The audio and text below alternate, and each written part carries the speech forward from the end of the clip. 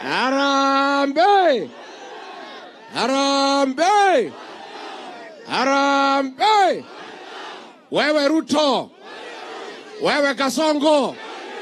Wewe Kaongo! Wewe Zakayo! Kenya's political scene is once again heating up.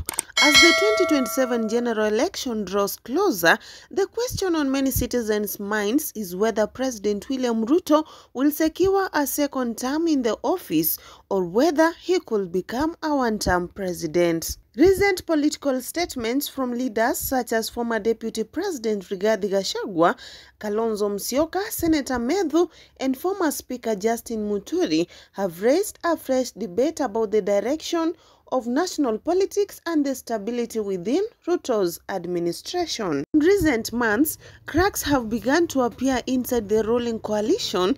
Rigathi Gachagua, once one of Ruto's strongest allies, has openly expressed dissatisfaction with the way the government is being run, particularly in issues affecting the Mount Kenya region. His remarks about fairness in resource distribution and political conclusion have fueled speculation that the unity that brought Ruto to power in 2022 is slowly fading. This is not the issue, this election. First and foremost, we have to deal with the issue of William Ruto because he is sitting president and he wants to come back.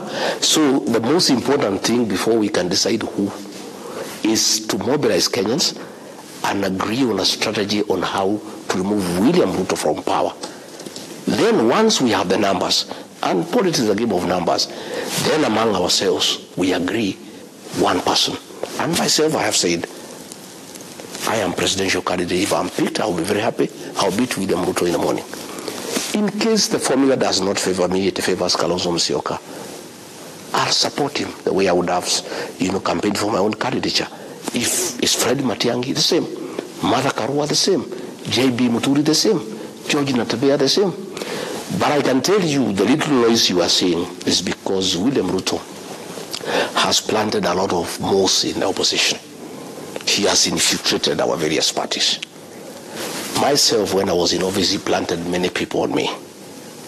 And when I came out of office, I chased them away. Some have gone to Jubilee. So they are being used by William Ruto to cause problems within the opposition. And we have told leaders to be careful.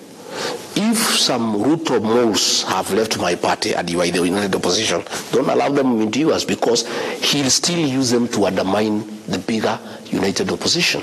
I am aware that William Ruto and the National Intelligence Service are trying to create a third force. This is what happened in 1992. Mwai Kibaki was doing very well and he would have removed President Daniel Arap Moi. The National Intelligence Service hyped the candidature of Kenneth Matiba, who was abroad. And he came, they mobilized people at the airport, in Nakuru, everywhere. They created a hype. And they planted people and they convinced Matiba he must run. They divided the vote and William Ruto won. The same thing is happening. Many news agents have been planted to us. Like myself, there was one who speaks my language, and then he will pretend, oh, Rigathi, you are one of our own, we are helping you with information from inside, and then he's trying to mislead me.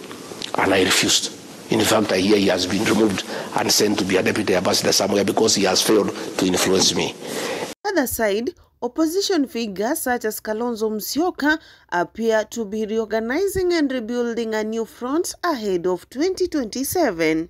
Kalonzo has been vocal about issues of governance, the high cost of living, and what he describes as unmet promises from the Kenya Kwanza government. His renewed visibilities in rallies and media appearances suggests that the opposition is preparing for a serious comeback. Nothing happens, but I can tell you, as united opposition, we've been able to call out this administration, and where they don't hear, we go to court. Right. Where we tell them, for example, it is wrong to arrest young Kenyans and charge them under Prevention of Terrorism Act when they are just young Kenyans demonstrating in Kiambu, in Nairobi, and you take them to the, by the way, the anti-terrorism court is next to committing maximum prison so that you can instill maximum fear in them. We call out this government, this administration, And I can tell you, their days, according to the United Opposition,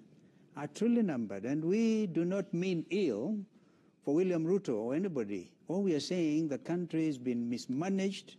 You have shown extreme arrogance, ability to mismanage. You preside over cartels that are stealing from your own people. You overtax your own people. Anga leaders, including Senator Methu, have also joined in the chorus of criticizing. While some of their comments appear targeted at improving internal accountability, others interpret them as early signs of realignment within the ruling coalition.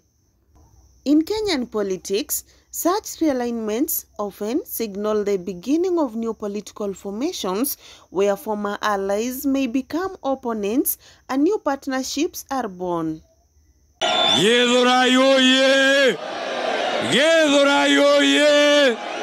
Harambe! Abana, haki ya Mungu Githurai, bado.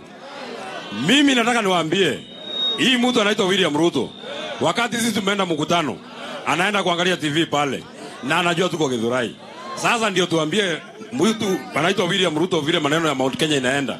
Mnajua njia ya kuingia Mount Kenya ni hapa Githurai. Niko kana tiguo. Sasa mimi nataka muweke kidole juu. Nikisema Harambee, wewe sema Wanda mkubwa. Kama anakunywa chai asikie inaonja mwarobaini. Harambee! Wewe William Ruto wewe. Wewe William Ruto wewe. Wewe William Ruto wewe. Wewe William Ruto wewe. Wewe. Wewe. Wewe. Ametuzoea. Ametuzoea. Kasongo. Asongo. Tutamufukuza. Tutamufukuza. Kasongo Kasongo. Aende asiende. Aende asiende. Watu wa Githurai, hapa ambapo tumesimama, William Ruto alisimama hapa, akakuja akatudanganya. Kwanza siku hiyo alikuwa anajifanya Mkristo, anakuja hapa anatusalimia na Kikuyu. Akikuja hapa Githurai anasema Githurai muliega, Githurai ngai ni mwega, Githurai hindi ciothe, kwenda huko na hiyo mwathani ya gosho yako. Justin Muturi, known for his experience in government and parliament, has also made remarks that reflect a shifting tone. As the Attorney General, Muturi has maintained a professional stance, but his public engagements have occasionally highlighted the importance of unity and consultation. Comments that some observes read as subtle caution towards the current leadership style. When such senior figures begin to express reservations, it often sparks wider conversations about governance and political direction. Harambee! Bisil, mumeamua. Wajua sisi wengine tunajua mtu anaitwa William Ruto Kipchirchir. Tunajua nia yake ni moja nchini ya Kenya. Nia yake ni kupora mali ya Wakenya kila pembe. Lakini kwa sababu sasa nataka kuuza hiyo pipeline, ndio wapewe compensation pale Kibiko. Amegawia watu wao. Kasongo tumpeleke nyumbani ama tupeleke nyumbani na jela? Tupeleke jela. Harambee! Kasongo haifai aende nyumbani Sugoi. Mashamba na madhambi yale amefanya, kuua vijana wetu na kunyakua mali ya wananchi wa umma, anatakiwa akitoka tarehe 27, si mnajua hiyo tunafahamu, akitoka Bell Street kotini Kamiti. Beyond political statements, public opinion plays a major role in any election. The rising cost of living, unemployment, and inflation continue to shape how citizens perceive the government's performance. If these challenges remain unresolved, they could become a deciding factor in the next election. Historically, Kenyan voters tend to reward governments that deliver tangible results in key areas like food prices, education, healthcare, and infrastructure. Kenyan politics is known for its shifting alliances.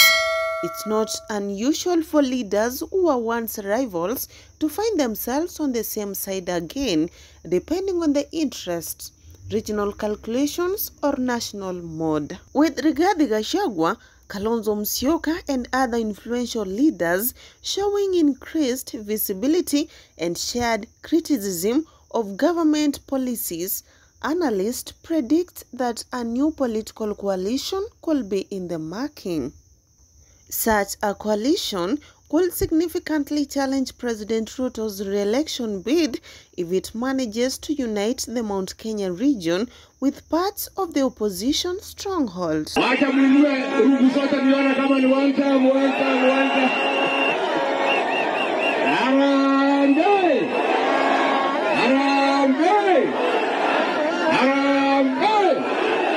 Wewe Ruto, wewe Kasongo, wewe Kaongo, wewe Zakayo, nani amesumbua Wamasai? Nani amesumbua Wamasai? Nani ameharibu masomo? Nani ameharibu matibabu? Nani aliua vijana ya Gen Z? Kasongo aende asiende? Kasongo aende asiende? Still, it's too early to conclude that President Ruto will be a one-term president. He remains a skilled political strategist with a strong networks nationwide. If his government manages to stabilize the economy, implement visible development projects, and rebuild trust with the key allies, he could regain momentum before 2027. Kenyan politics has always been a dynamic, and comebacks are never impossible. Mimi nataka niwaambie asante sana. Ushirika wenu na serikali ya Kenya ndio imefanya elimu ikaendelea katika taifa letu. Lakini nyinyi mnajua ya kwamba pale 2022 wakati wa uchaguzi tulikuwa na matatizo mengi kwa mambo ya elimu. Walimu hawakuwa wa kutosha. Madarasa haikuwa ya kutosha. Ile funding ya university ilikuwa imepungua kiasi, university ilikuwa inaenda bankrupt. Na matatizo ilikuwa mengi. Sasa mimi nataka niwaeleze. Mumesikia viongozi wa walimu. Siomboko Milemba hapa ni chairman wa KUPPET. Kwa sababu niliwaahidi na niliwaambia elimu ni ya muhimu kwa kila mtoto wa Kenya. Elimu ndio inatuletea usawa. Mtoto wa tajiri na mtoto wa maskini wanakuwa sawa wakipata elimu. Na ndio sababu tumesema lazima tuhakikisha kwamba kuna pesa ya kutosha, mpango ya kutosha kusomesha watoto wetu, na no child in Kenya should be left behind in matters education. Sababu hiyo ndio tunaajiri wakulima walimu 100,000 teachers by December this year. Tumeweka pesa ya kutosha kwa maneno ya kuhakikisha kwamba masomo, madarasa, tumejenga pamoja na hao wabunge wenu. Tumejenga madarasa 23,000 in the last 3 years. Kwa sababu madarasa yalikuwa chini, hayakuwa yanatosha, ili tuhakikisha kwamba hakuna mtoto anaenda shule anakosa mahali pa kuketi na akose mwalimu. Na jambo la tatu, tumepunguza ile fees ya university ambayo ilikuwa inasumbua wazazi wengi by between 15% and 40%.